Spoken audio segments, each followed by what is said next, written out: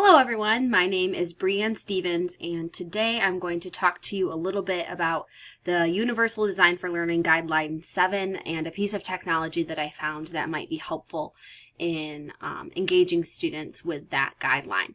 So I wanted to start by showing you Guideline 7, and it's all about providing options for recruiting interest in the classroom.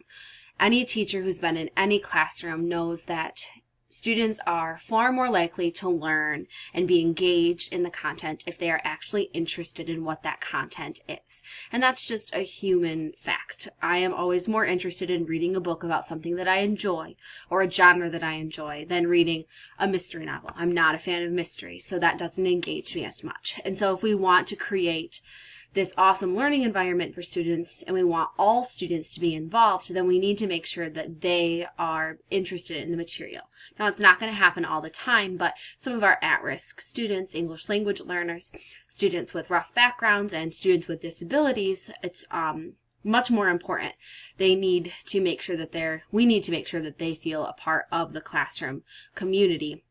And using their interest is one way to do that. So using voice and choice and making sure projects have relevance and value and authenticity when you're actually presenting them to students, and then also making sure that it's a safe environment. There's no threats, or minimizing threats and distractions for those students. That way they can take risks and do their personal best. So as I was thinking about this guideline, I thought about parking lots, which is something that's in a lot of elementary schools right now. I know I've seen it in quite a few of my observations in the Grand Rapids area. Parking lots are normally a physical thing in the classroom, and I'll show you what one might look like. So it would look like this. It would be hung up somewhere, usually on a big anchor sheet piece of paper, and there's usually 4 boxes. One of them would be questions, one of them likes or what do you like about the classroom, aha moments or celebrations, and then things to change. So this is a place where students can come with a sticky note, write something down, write a question down, write an aha moment down. They post it up there for the teacher to see later. Most of the teachers that I've seen utilize it, it's been more as a way to not disrupt learning in the classroom. Often students will raise their hand in the middle of a discussion because of Winn-Dixie, and they'll have a question about science. And so instead of constantly having to veer away from the topic at hand, teachers will say, go to the parking lot. So another idea of a parking lot might look like this: ideas, questions, concerns. It's just a way to get that student voice out there, which is very positive. But everything that I was finding was physical. It was not a technology-based classroom parking lot. So I was searching, and there really is nothing out there that's created, but I did find this one article.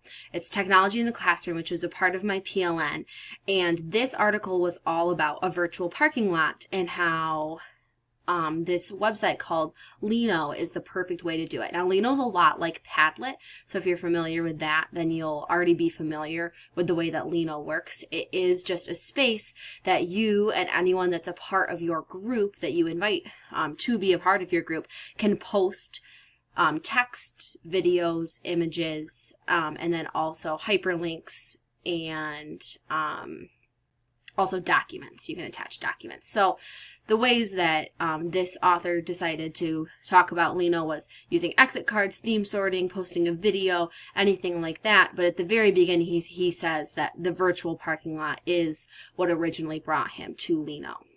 So this is Lino. Looks like this. It's en.linoit.com.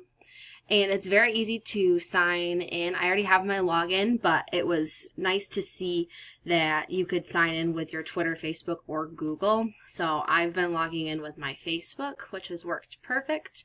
And here's my page. It was really easy to set up. I have this username, Miss Stevens second, and then this is my main canvas, which gave a lot of tutorials, which was very nice for the beginning of using it. I created a group under my groups, and I just said that it was my 2nd grade class, since I'm in a 2nd grade classroom right now. So when I click on it, I can create a bunch of canvases. I could have a canvas for English language arts. I could have a canvas for my lunch book club. I could have a canvas for read-alouds. So right now I added one that was ideas for our classroom. And I said, this is our classroom. Tell me what you'd like to see, do, or learn about it. And so this could be something that students could go on to anytime during the day. And then I would suggest teachers actually having a designated time of the day to actually use it with students. And so someone could say, hey, can we go on a virtual field trip here? I found this picture, San Sebastian, Spain. I think it'd be cool to see. I want to read more books about animals. Anything at all that students would want to see. Now, I was thinking that in some classrooms, that would be too broad, especially for our struggling students. So it could even be more specific than that. So if I wanted to create a new canvas, I might call it social studies project. And say we're doing a project about communities. I might say we are learning about communities in social studies. What are some ideas for a project that you would like to do?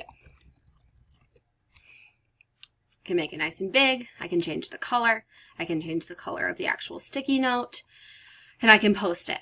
And then I could pull this up at some point during the school day, and whether you have iPads or you have Chromebooks, some sort of one-on-one technology, or even sharing, taking turns going through a center doing this, students could then post, oh, well, we're talking about communities. Maybe a student would want to interview a community member. They can write that down. Maybe someone else says, I really want to use video cameras. We haven't used video cameras yet this year.